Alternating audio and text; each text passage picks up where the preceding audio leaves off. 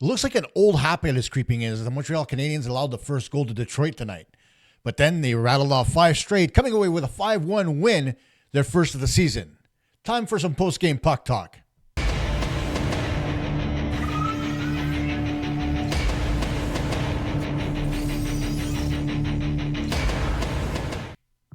Hey gang, Costa here for Puck Talk Montreal. Welcome to the post-game show as the Montreal Canadiens get their first win of the season, defeating Detroit by a score of 5-1 at Little Caesars Arena. Now, we expected the Canadiens to come out strong. Could they keep it consistent? They did. They didn't look like they didn't have energy. They stayed consistent with their effort all night long, whether it was in the offensive or defensive zone. And other than one flub early in the hockey game, once again, the Canadiens with a solid effort against the Wings. Before we get to the highlights, let's talk about one of our partners, and that is Instacustoms. They're your number one destination for custom apparel printing. Rated the highest print shop in Canada with over 3,000 Google reviews, a 4.9 star rating, and nominated for a 2024 Business Choice Award. They print on all your favorite clothing, plus coffee and travel mugs, and yes, they even offer embroidery. Most orders are printed and shipped the very same day, and large orders in less than 3 days with free shipping. Located on Stanley Street, easy to remember, as it ties in with the Canadiens' ultimate goal of winning the Stanley Cup. So whether it's for yourself, a loved one, or your business, trust Instacustoms. They're open 7 days, so visit them in person or order online at instacustoms.com. And now, like I said, the Canadiens got behind the 8 ball early. No fault of anybody's, really. Patrick Kane making a pass out front and it getting through the initial target in front of the net. You'll see here as Kane goes in behind, floats it out front, and then Larkin comes in on the back and fires it home past Dobes to make it 1-0 for Detroit. And there's not much the Canadiens could have done there. Right? You're watching here. The box is solid. It's just a good read by Larkin. Watch as he comes in, backing up the target in front. Dobes out top of the circle. Not much you can do there. So it's 1-0 Detroit. And now all of a sudden, Habs Nation is like, oh, damn, here we go again. That wasn't the case. Because from that point forward, other than a goalpost that was hit by DeBrincat, the Canadiens netminder Dobes was solid. Totally solid, including stopping a breakaway, which I'll show you a little bit later on. But then something funny happened. Over the course of the last few years, all you ever hear me talk about, whether it was on this show or this podcast or on Montreal Hockey Talk, it was dominating the mid-ice lane. The Canadiens absolutely needed to do it. Well, here is lesson 1 on how to take care of the neutral zone and the middle of the ice. As you watch Zack Bolduc, he feeds the puck back to Matheson and wheels. Cuts through the middle, gets a return pass right here from Gallagher, and he puts it home past Gibson to make it 1-1. That, my friends, is a drill you do in practice as a kid 1,000 times. Right? You go around the center ice circle, cut through the middle, bang, it's in, 1-1. Awesome, right? Well, guess what? On the next goal by Oliver Kapanen, the Canadiens do it again. This time, it's Demidov recognizing that Alex Newhook is in the middle lane. Gets the puck quickly, throws it through the middle. They scramble. Newhook comes in, gives the pass to Kapanen. He puts it home, makes it 2-1 Habs. And they didn't look back from there. Here it is again. Demidov, long pass, right in the middle, where Newhook was, over to Kapanen, in the net, 2-1 Montreal.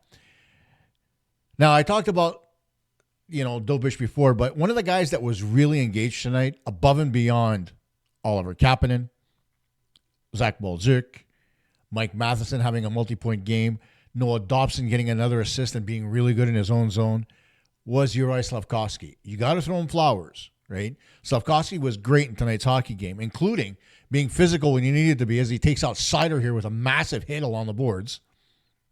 And even the cameraman got screwed up there because he couldn't follow it properly.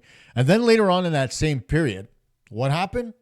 Well, not that period, but the following period. What happened? Well, DeBrincat, who was the most dangerous player for the Detroit Red Wings, got a breakaway. Everybody was holding their breath, except for one guy. That would be Jakub Dobes. Stops the puck, stops the rebound, dives across. Nothing for DeBrincat. Stays 2-1 Montreal. Then, a little bit later on in the period, Noah Dobson throws the puck up to Nick Suzuki, who skates up along the right side with the puck. And as he comes across the blue line, you'll see him drop it back for Matheson, who steps around Sherratt and fires it home past Gibson to make it 3-1 Montreal. Here it is again from a different angle. The hit taken by Dobson to make the play up to Suzuki. Suzuki drops it back. Matheson cuts to his left, fires to the right. And there you have it. It's 3-1 Montreal. Then everybody thought that Zack Bolduc scored his second of the game, but it was actually Alex Carrier who shot the puck from the blue line, as you'll see here. Gets a pass over from Jacky. Carrier fires it towards the net, and it goes in. Now, initially, they did credit it to Bolduc. But if you watch the replay closely, and I slowed it down for you, as Carrier gets the puck here, Jacky passes it across. I'll slow it down. Watch number 20, who's the defenseman for Detroit. The puck hits him on the hip and goes past Gibson to make it 4-1 Montreal. And then later on in the hockey game, last but not least, the man I mentioned before, Juraj Slafkovsky, scores one on the power play after the Canadiens win the draw. Slafkovsky sends it back to the point. Caulfield with a shot. Slafkovsky swoops in, fires it home past Gibson, who is way out of position. You'll see that here. Totally lost his net. Watch as the puck goes back. Here comes Caulfield, fires. Gibson, not knowing where the rebound is, look how much net he left. Slafkovsky puts it home. 5-1 is your score, and that's how the hockey game ended. And so, Canadiens fans, happy about it. Marty St. Louis, happy about it. Canadiens players, happy about it. And as I mentioned off the cuff, there was no base in energy. The Canadiens stayed consistent throughout the hockey game. Hard on the forecheck, forcing the Detroit Red Wings to make plays when there were none there to be had. And the only guy, like I said, the entire night who has any danger other than Larkin scoring was DeBrincat. Firing pucks off the post, getting the breakaway as you saw. He was all over the ice. Patrick Kane, of course, being Patrick Kane, distributing the puck, but not really as dangerous a forward as he used to be when he was playing with the Chicago Blackhawks. So what happened? Well, the Canadiens come away with that 5-1 win, and everybody's happy. But before we analyze the rest of this game, let's talk about our other partner, and that is cheapesttshirts.ca. Proudly Canadian and trusted by thousands of customers, cheapesttshirts.ca delivers unbeatable value. You'll always find the lowest prices plus same-day shipping, even next-day delivery, so your order arrives fast. With over 1,000 products and more than 36 trusted brands, the selection is unmatched. Whether you're shopping for everyday clothing, tote bags, aprons, and so much more, you'll find it all in one place. Cheapesttshirts.ca is the go-to source for businesses, events, apparel printing companies, and resellers, or people just looking for the best deals on everyday clothing. Plus, enjoy free shipping on large orders and a simple, easy-to-use website that makes ordering online a breeze. Get the cheapest deals in Canada today at cheapesttshirts.ca. So what's there to talk about as far as analyzing this hockey game? Well, number one, the Canadiens were better at the faceoff dot. They ended up at 42.5%. But the scary part is that despite the fact that their faceoff percentage was just 3 points higher than it was yesterday, Nick Suzuki was 25%. 3 of 12 for the night, including the faceoff he won on the power play goal by Slafkovsky. That's not typical Nick Suzuki, and that worries me a little bit. I'm not saying that he's injured. Don't get me wrong here. He's not at all. But Nick Suzuki is normally extremely good at taking faceoffs. What's my theory? Well, the Canadiens did a lot of work in the preseason on faceoffs, right? And you're facing off against the same people week in, week out. Whether it's Bolduc, who apparently had Suzuki's number in the faceoff dot during the preseason, or whether it's Evans, or whether it's, you name it, Kirby Dach, who was also 25%, but he only took 4 faceoffs tonight. There's a lot to be said about taking faceoffs. It's not as easy as most people think. Your success varies. There are a lot of different variables that go into the faceoff. Number one, it's how the official drops the puck. The more experience you have in the National Hockey League, the more you know how certain linesmen drop the puck for you. Right? Joe Thornton was a master of it. He knew every linesman throughout the league, knew exactly how they like to drop the puck, even went so far as to develop a cadence where he could count in his head how the linesman would drop the puck. Okay? If the linesman, for example, would step up and get ready, and he would see the guy flinch, normally, in Thornton's case, the linesman would take 3 seconds to decide whether or not he was going to throw somebody out or maybe just give him a warning or whatever the case was. And then he would come in and drop the puck 2 seconds later. And Thornton had that cadence in his head. So it was easy for him to be able to time the face-off going 1 Mississippi, 2 Mississippi, and knowing exactly when the guy's dropping the puck. So that's how Joe Thornton was so effective for so many years. The second thing you need to know is your opponent. Now, oftentimes, and I said this throughout the preseason and the summer, you end up going up against guys that are either on the same hand as you are or their strong side. Very often, Nick Suzuki will take faceoffs against guys that are both left and right-handed. And there's a huge disadvantage when you're taking on somebody who's left-handed. Because unless you're faster than they are, more often than not, you're trying to pull the puck in the same direction. The only difference is the direction you're pulling the puck in. And so you have to be quick. And I think Nick Suzuki's timing is off when it comes to the puck being dropped. So doesn't have the cadence, and he doesn't have his timing down. So that's why he's running at about 25% right now. He's going to get better. There's going to be practice. He's going to get Marc Bureau to come on the ice with him and work. And it's going to be Bureau being out there and dropping pucks at different times so that Nick Suzuki can get better. And that's what you do with your centerman. You either have them face off against other guys, or you have them just practice their timing with the puck coming out of the linesman's hand, because you got to react to it, right? You're looking at his hand. You're not looking down at the puck. Ever. That's the trick also. Centermen don't look down at the puck because they have their technique on how they're going to win certain faceoffs and what direction they want to go in. What they look at is the puck coming out of the linesman's hand up here, not on the ice. So what happens? Well, then they sweep out the puck, they make contact, and if they don't, that's when they look down and they try to dig it out, right? That's basically how centermen work when they're taking faceoffs. And so the Canadiens need to get better at it. There's no two ways about it. Okay, Jake Evans is okay. Zack Bolduc is doing okay, but there needs to be a little bit more coming from Kirby Dach and Nick Suzuki. And it will. I have no doubt. We didn't really expect Kirby Dach to be a killer in the faceoff dot anyway. There was something interesting I did see about Dach, though, in this hockey game. At one point, he was being pinned to the boards by the left leg of Seidel in the Detroit zone in the corner. And Seidel had his left knee behind Dach's right knee, which was the injured knee. And normally when guys are along the boards, they're trying to kick the puck forward, right, to try to get it to their stick or to move it up the boards. Dach didn't do anything like that. He kept his leg right on the boards. So to me, that indicates that he's still not 100% sure about the strength in his leg. And that's fine. You're taking your time with this. We know that he's still rehabbing. So, you're going to see that little bit of hesitation on his part along the boards. That will come with time as his leg continues to get stronger, as he rebuilds the muscles around the knee, strengthens the tendons, everything that he does to rehab his knee.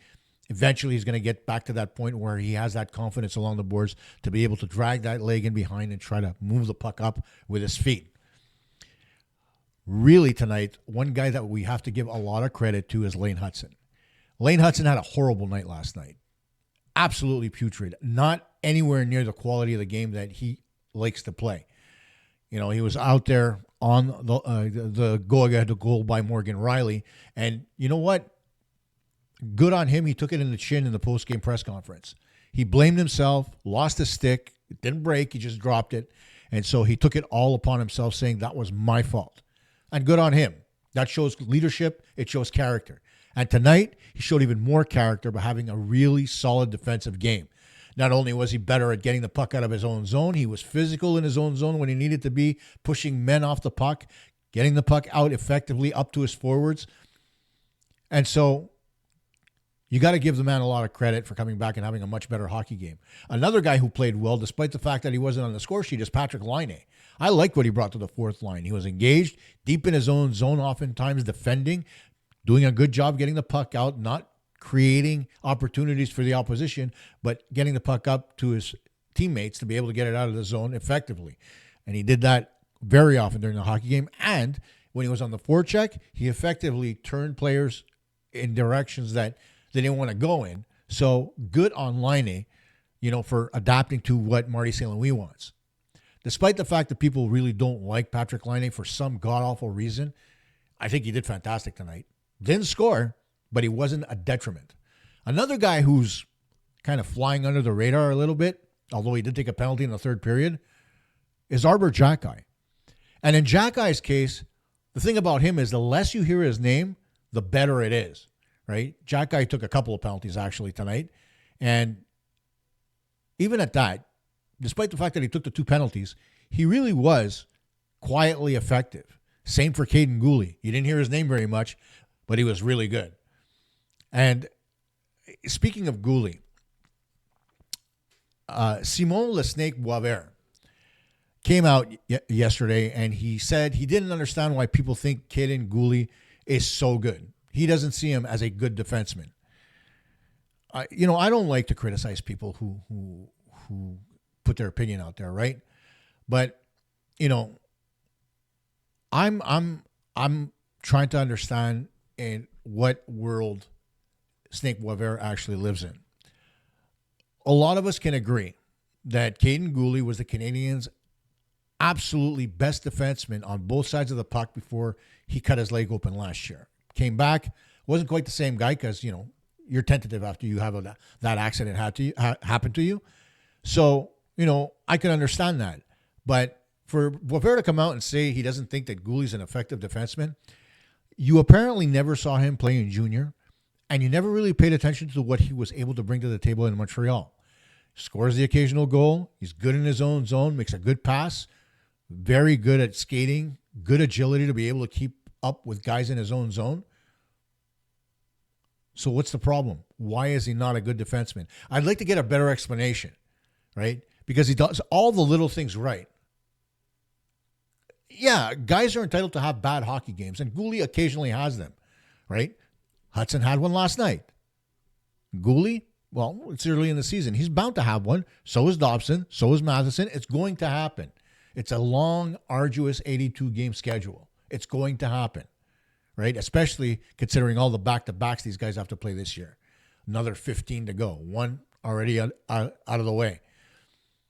But the most important part that you need to focus on here is that all these defensemen are young. All of them are effective. All of them bring a skill set that's different. And so it's a mix of players that a lot of other teams don't have, in the sense that they're highly skilled defensemen, agile, able to move the puck. They can skate it up the ice if they need to. All the tools that you want a defenseman to have. And granted, historically, it takes longer for defensemen to develop.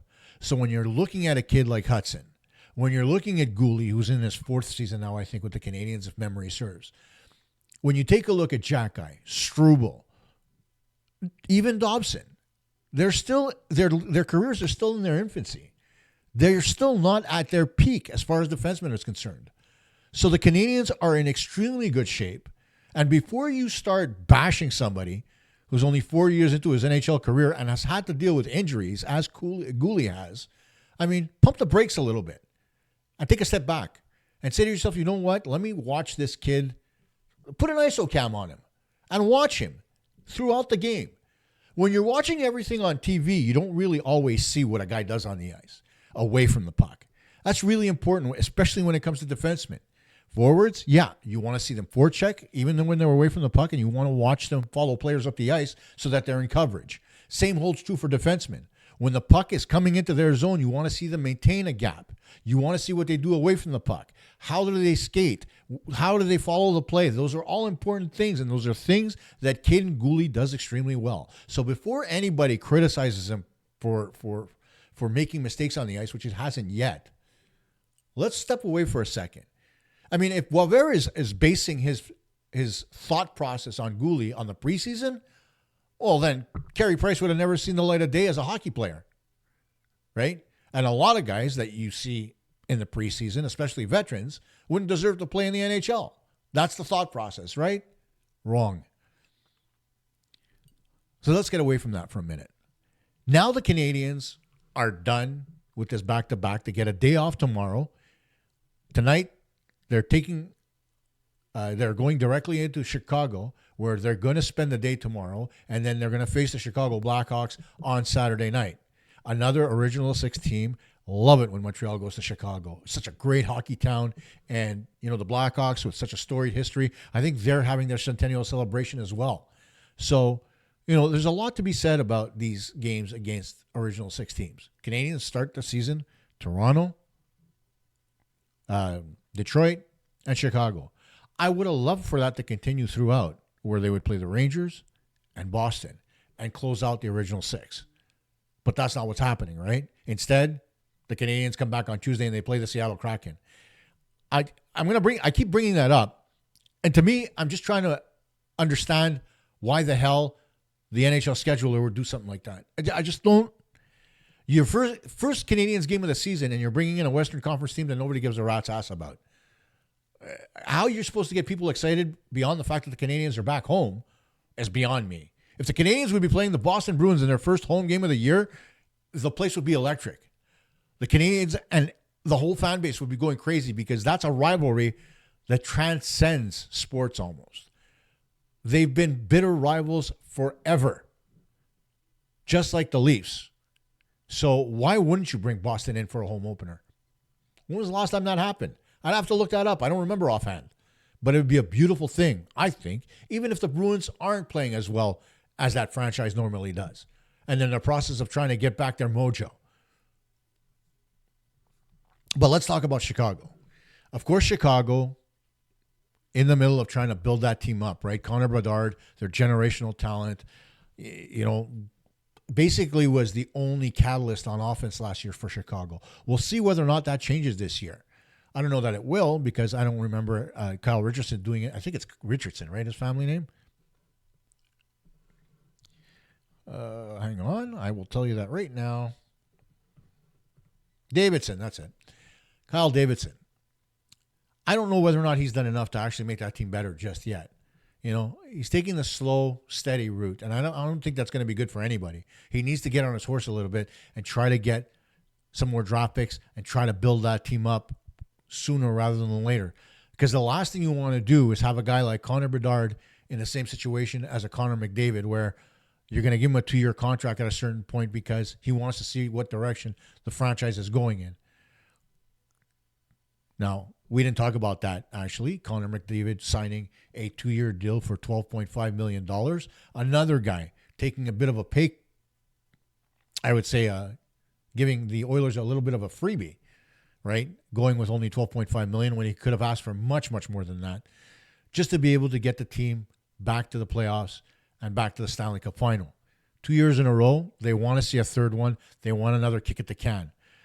One thing that we know McDavid wants more than anything else is goaltending. So that's why he left some money on the table so that if something does become available, the Oilers can pounce.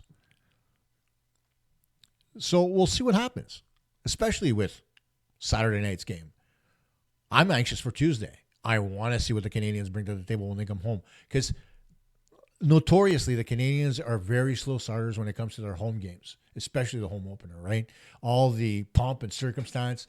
There's going to be a ceremony for Ken Dryden at the beginning of that hockey game, richly deserved, by the way, for the Canadiens legend. So what do you expect from Chicago? Do you think they're going to be able to keep pace with Montreal on Saturday night? Do you agree with me about the Kraken? Would you rather see an original six team take on Montreal, or even the Flyers, or Pittsburgh, or whatever, St. Louis? Teams that are rich in NHL history. Teams that the Canadiens have played and have had trouble with. I'm not going to say Buffalo Sabres because I don't want to see the Canadiens start against Buffalo. Buffalo always gives the Canadiens fits for some reason. I don't know why, but they do. Doesn't matter who's on that roster. They could be the worst team in the National Hockey League. The Canadiens will lose to them. I don't know. Maybe they have a witch doctor on their staff. I don't get it. But let's see what happens against Chicago. Can they get the goaltending? Can Bedard carry the team to victory? Put in the comments. Let me know what you think. Personally, I don't know. I'm indifferent. You never know what Chicago's going to bring to the table. They're a young team. They could very well do exactly what Montreal did tonight to Detroit. Come out, kick butt, take names. But the Canadiens, as we mentioned, skilled from top to bottom, all four lines. So, will they continue that trend? They deserved a better fate yesterday against the Leafs. They got one tonight. And the other question is, and this is a big one, do you go back to Monty? Or do you let Dobes play Saturday and let Monty play Tuesday? That's a really good question, don't you think? Put it in the comments. Let me know. And we'll talk again tomorrow. Thanks for listening. And of course, thank you to our partners, InstaCustoms and CheapestT-shirts.ca.